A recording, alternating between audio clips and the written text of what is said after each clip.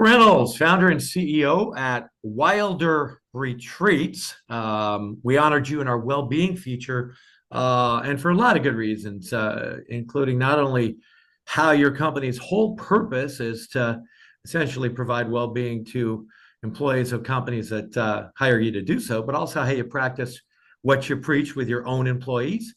So first of all, thanks for what you do, for being an important part of this powerful people-centric movement we are leading at the Center for Social Capital, and thanks for being here. Amazing. Thanks, Chris, for the opportunity to talk to you, and excited to see where this conversation goes. Well, so are we.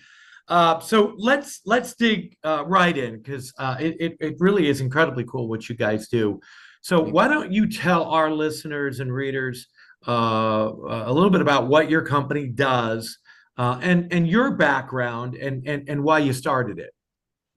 Yeah, maybe we start with that question because it leads into what we do for our clients.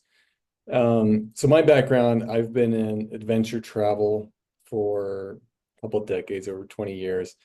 Adventure travel, what that means is previously I had a business that, we took people who may have been city dwellers or people who really didn't have access to nature on outdoor trips. And we provided a platform where they say, oh, I'm going to try my first hike or my first rock climbing trip, my first backpacking trip.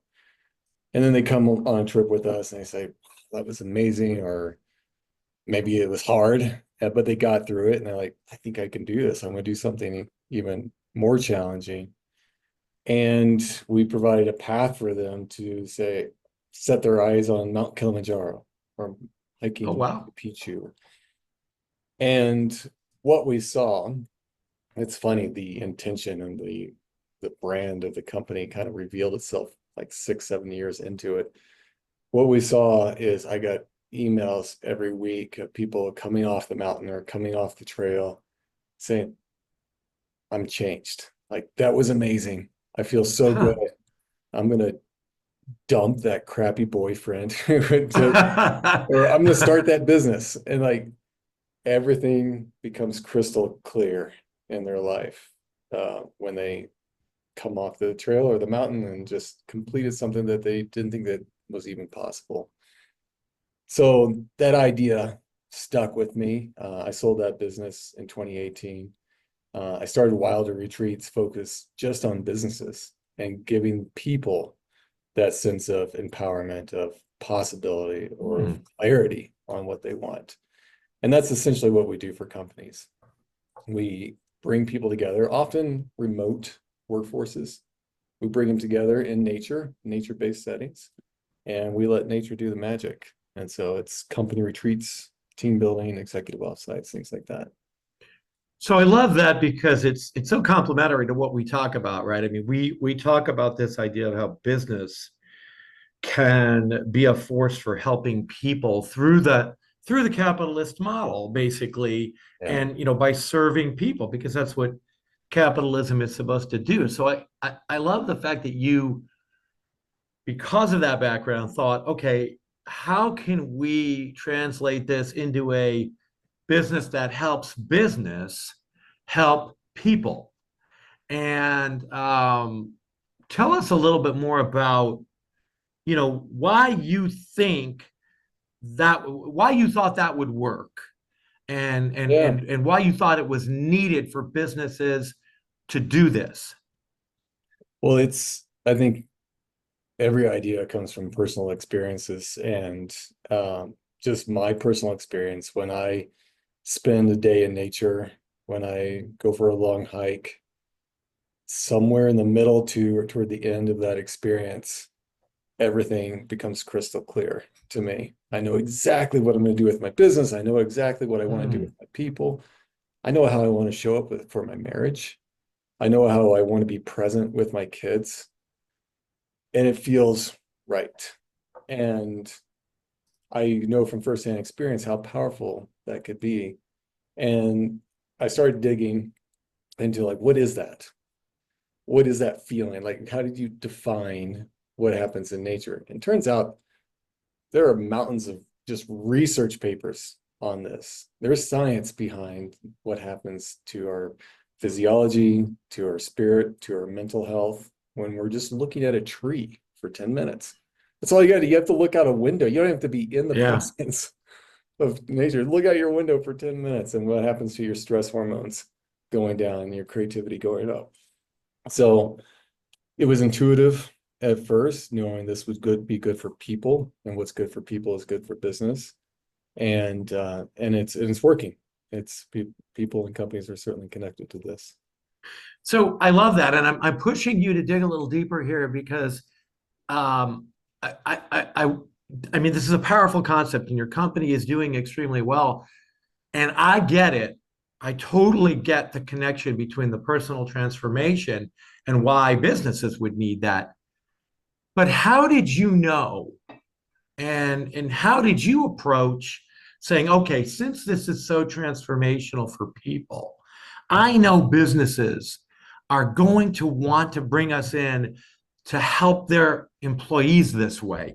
What Yeah. made you think that would work? It's a great question, because what we do doesn't fit on a spreadsheet very easily. Exactly. Yeah. What is the return on investment of connecting people to each other in nature? And we've written a lot about this, and certainly have read and studied a lot about this. And there are some assumptions that you can make on, what happens when people know each other and they have relationships and they meet each other in person and sharing meaningful experiences together. And there's research that quantifies this. And that's the kind of language that I need to talk to a CFO with, is, yeah, there's a serious ROI, and here's how you calculate it. And here's how it fits into your spreadsheet. That's usually like the first challenge to signing up a new client. It's like going from, well, we all know intuitively this is good.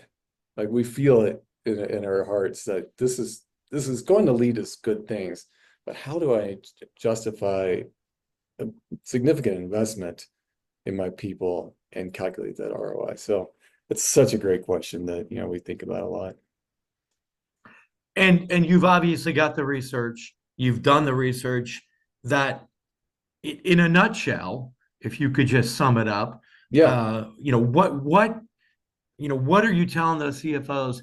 What are they going to get out of this from their people? And I'm not trying to bring this down to ROI, because that's exactly the opposite of what we're about.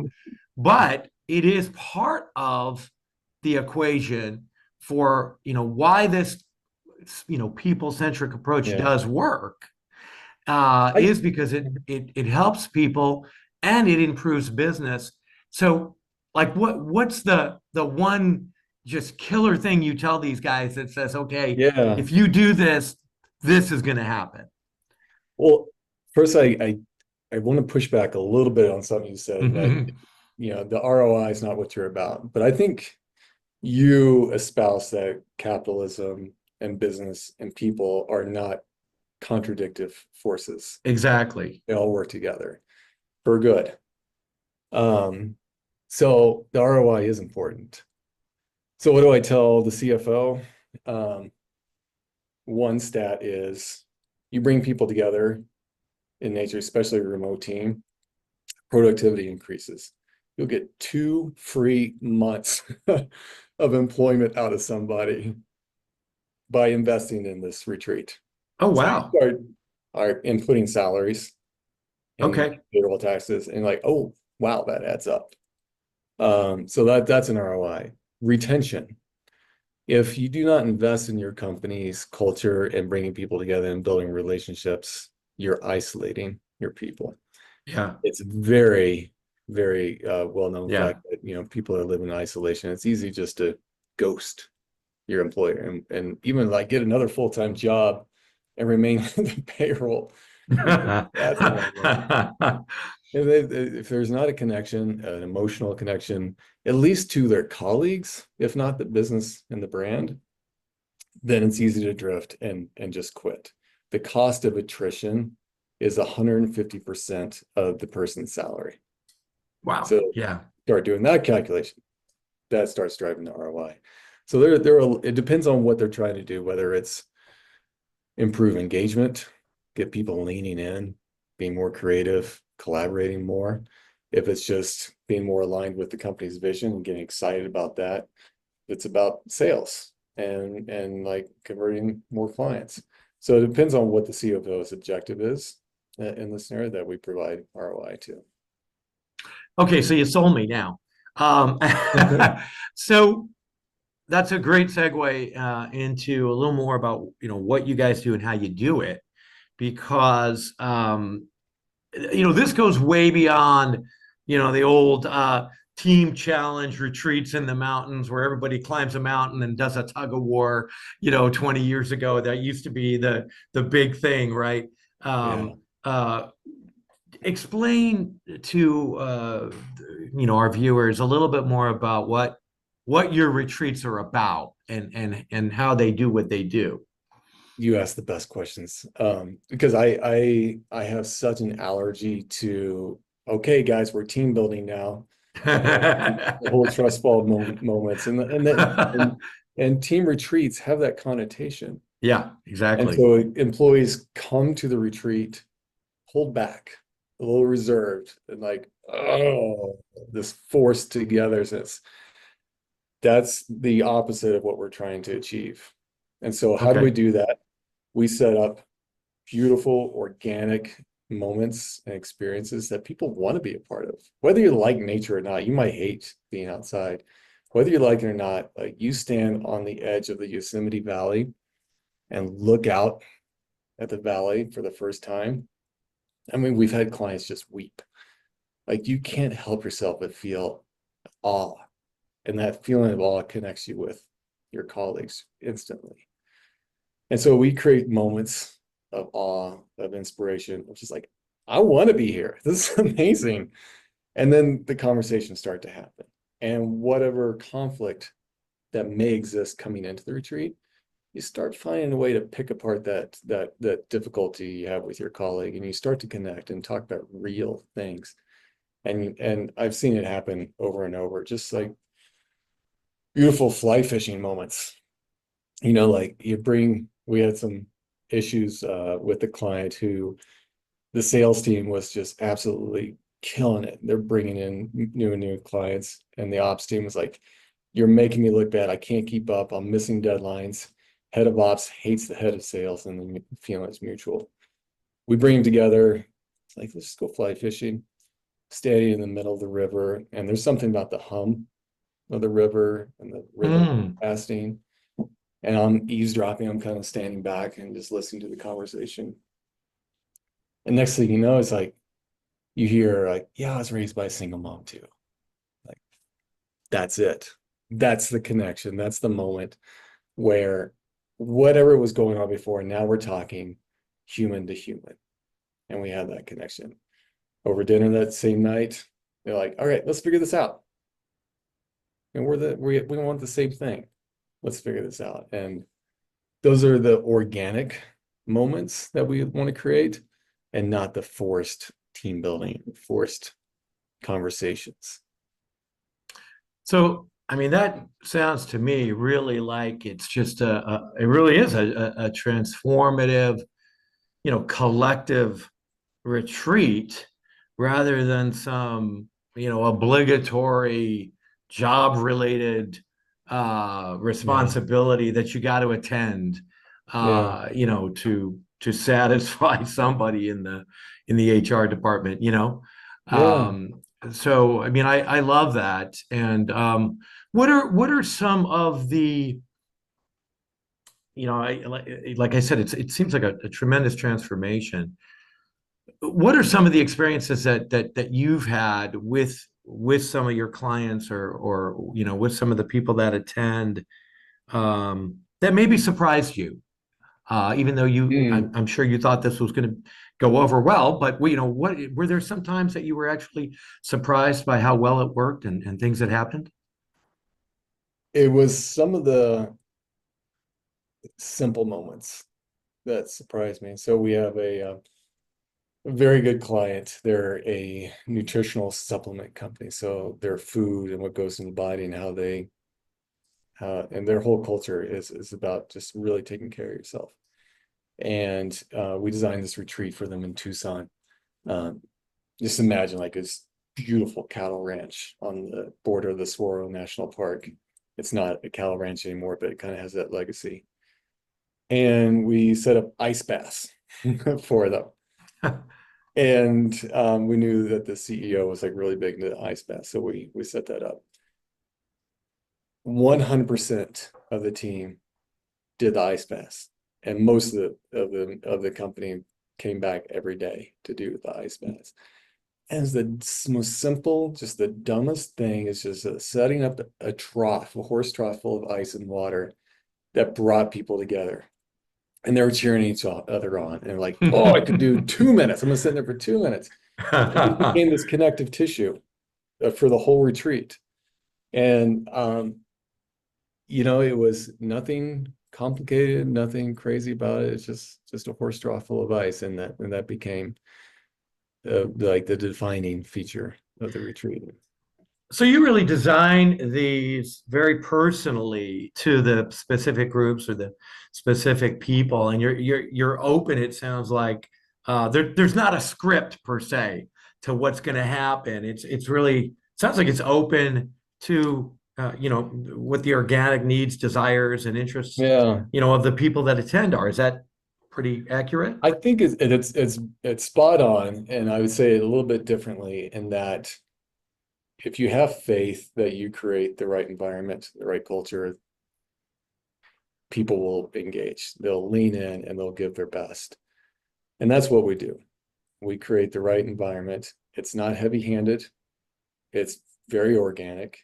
And people come and they bring their best energy and the best selves. And that's what produces the best retreat, is when everybody, all the participants, they want to be there. They're excited. They're grateful. Wow, you invested this in me. And yeah, and that's what creates the best retreat. So these sound great. I mean, I love the way it's working and what you're talking about. At the end of the day, at the end of the retreat, if it's a successful retreat in your mind, what is the goal and result? You've gone on one of the best retreats ever. You come back and you say, this was a successful retreat because this happened. Yeah. What's the this? It is funny. So we have design surveys that measure engagement, that measure alignment with vision, that measure all the metrics that you want. We have the pre-retreat, the post-retreat, and the 3-month down the road survey. So we have the metrics that show the data.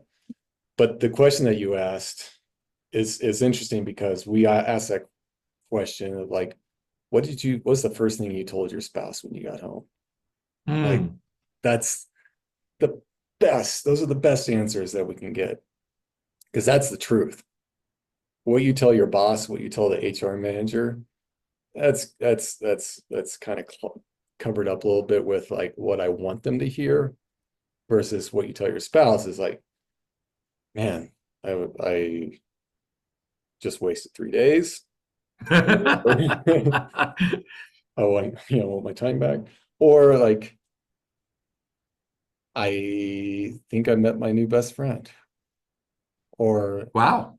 yeah, or like, yeah, I just spent a couple of days like doing some amazing experiences with this guy that I never met, and like he's on the other side of the world, but we came together in this retreat, and we're gonna stay in touch now. Or they're just flat out excited about their company and where they're going. That question to me is like produces the most honest answers. Well, those sound like some pretty impressive answers. Obviously, I mean, that sounds like an incredibly transformative experience, to just use that word again, as well as regenerative. Yeah. And I'm imagining that's what you guys are looking for and what you want when you put these together, regeneration and transformation. Yeah. Would that be a Yeah, good? I wish there were a different word than transformation, because I think it's overused, and a lot of travel companies sell transformational experiences and trips of a lifetime, and it's overselling. and you set expectations way too high. But that is the goal, if I'm being honest. Yeah. Transformation, regeneration of wellness, of your own health, of practical ideas of how I keep this thing going between retreats, how I keep relationships strong between retreats. Yeah, that's the goal. I'm going to give you a new word, transfiguration, just so you can get away from the word transformation. That's good. Because that actually does have a much deeper connotation, actually. Transformation can, you can be transformed in a lot of ways. I think transfiguration is more of an integral change where you actually change the way you're looking at something. And it sounds like that's what happens. The people that go on your retreats are changing the way they're looking at their company, the way that they're looking at fellow employees, and the way that they're maybe looking at their own lives as well. Which is amazing. I don't want to leave this conversation without also talking about something very important that you said when we featured you in our wellness feature. You said that you extend this same experience to your own people and to your own employees. And powerful quote: "We believe that the strongest cultures are built from within, and that includes how we take care of our own people. Our internal wellness program is designed to mirror the impact we create for our clients, grounded in nature, centered on connection, and focused on sustainable well-being." And I loved that. And so tell us a little bit about how you do that for your own employees as well.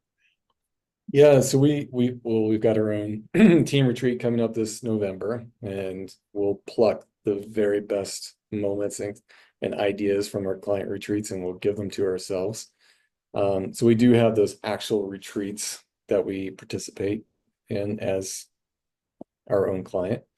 But I think what is often overlooked with our clients is what happens in between retreats, and it's the day-to-day, week-to-week, and that's culture, and that's a culture of like taking care of yourself. What'd you do? And we have these conversations, we have Zoom calls all the time. Our team is spread out all over the country. What did you do to take care of yourself? We just had a team member get back from hiking the Wonderland Trail, which is the trail that goes around Mount Rainier in Washington, and like celebrating that, like, man, you just took 10 days off to do that. What happened? Like, how are you feeling? What was the hardest part? What was the best part? And really just like taking some time to celebrate wellness. And wellness, I think you touched on that in some of your other articles, which I enjoyed reading. It's not a force that goes against productivity. Wellness and like time off and disconnecting from email and work is not a counterforce. I mean, it absolutely amplifies our spirit and our energy that we give when we're at work. And so that's really important in our own culture. So I love what you were hitting upon there. It sounds like your interaction with your clients and people, it doesn't stop after the retreat. It goes on in some way, shape, or form.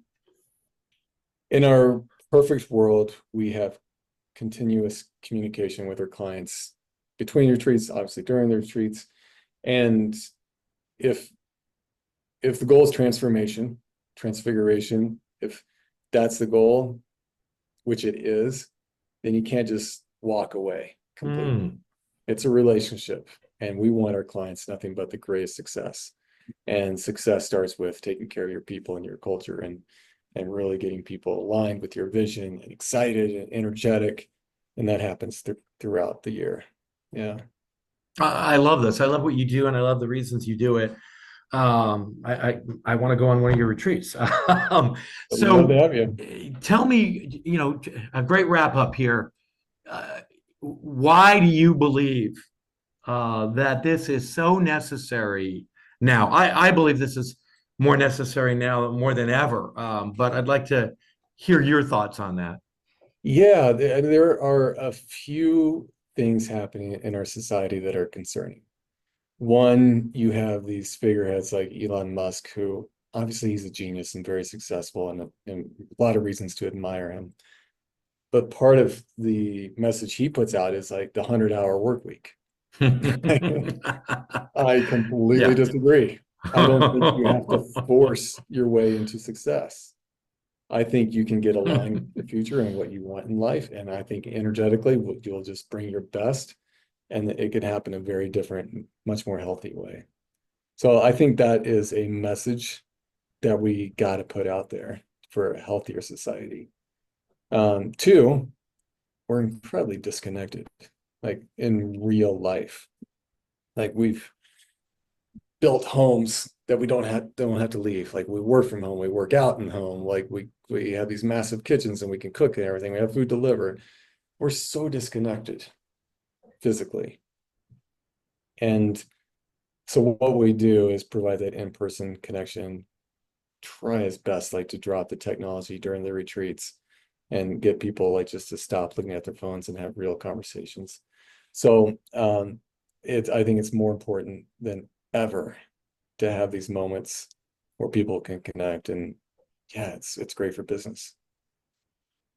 Just kind of put a punctuation on that. It's one of the things you said in when we featured you. It was one of the things I loved.